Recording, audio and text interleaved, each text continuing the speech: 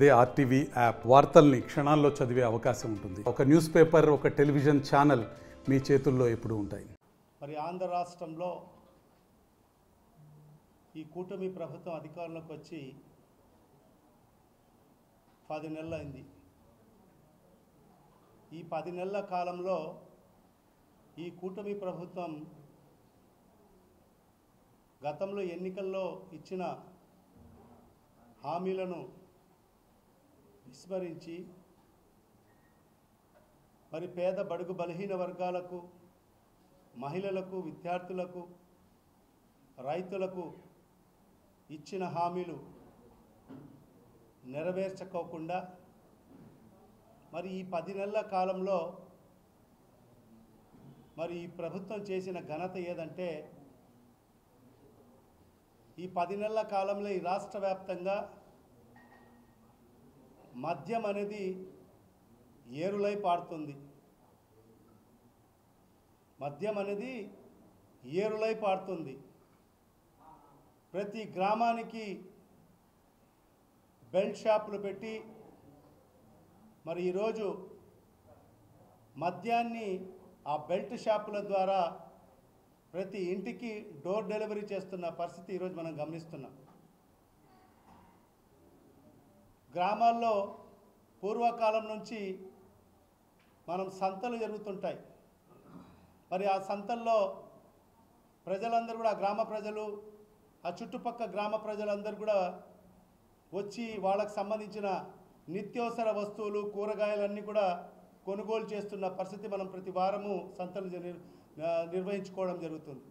మరి అలాంటి సంతలను కూడా వదలుకోకుండా మరి ఆ సంతల్లో కూడా బెల్ట్ షాపులు పెట్టి మరి ఆ గ్రామస్తులందరికీ కూడా మరి ఆ సంతల్లో కూడా మద్యాన్ని అందించిన ప్రభుత్వం మరి ఈ కూటమి ప్రభుత్వం. మరి అదే కాకుండా ఈరోజు గాంజాయి,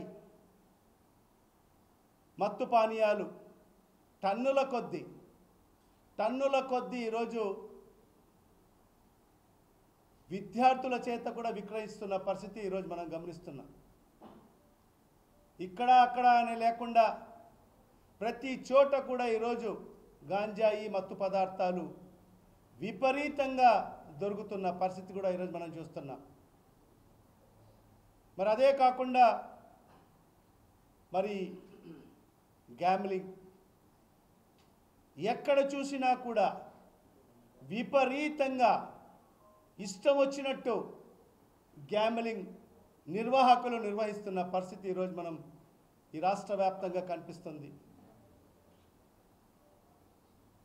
అడ్డు అదుపు లేకుండా తెలుగుదేశం పార్టీకి సంబంధించిన నాయకులే దాన్ని నిర్వహిస్తూ ఈరోజు కోట్లాది రూపాయలు ప్రజల సొమ్మును దోచుకునే దానికోసం మరి ఈరోజు ఈ 10 నెలల కాలంలో మరి ఈ కూటమి ప్రభుత్వం చేసిన ఘనత అంటే మరి ఇది చెప్పుకోవచ్చు మనం.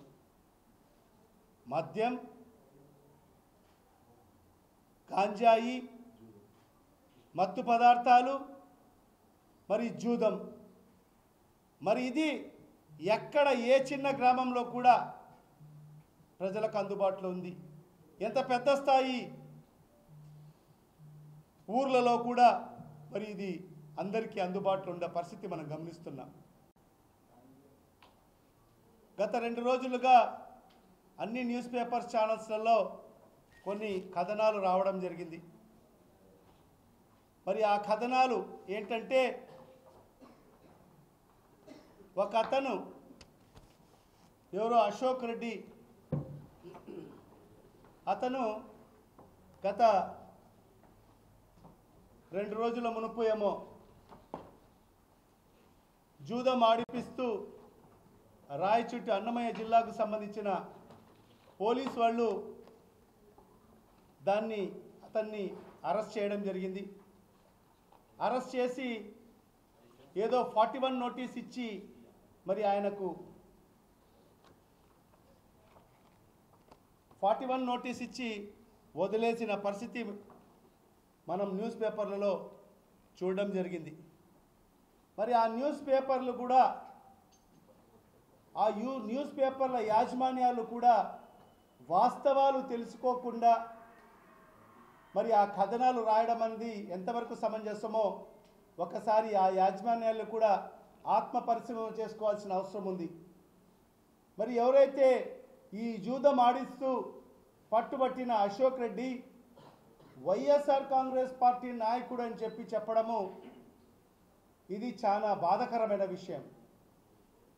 మరి అశోక్ రెడ్డి అనేది ఇతను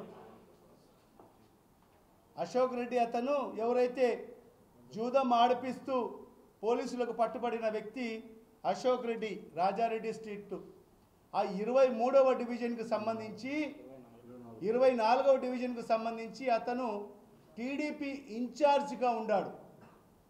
ఏంటి తెలుగుదేశం పార్టీ 24వ డివిజన్ ఇన్ఛార్జిగా వ్యవహరిస్తున్నాడు. మరి అతను చూడండి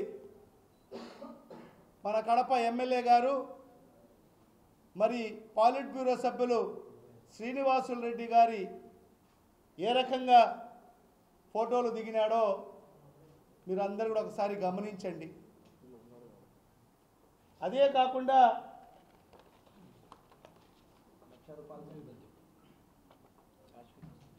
తెలుగుదేశం పార్టీ సభ్యత్వం కార్యక్రమం చేపట్టడం జరిగింది.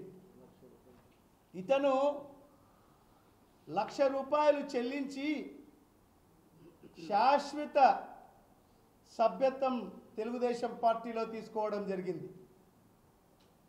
శాశ్వత సభ్యత్వం తీసుకోవడం జరిగింది. అంటే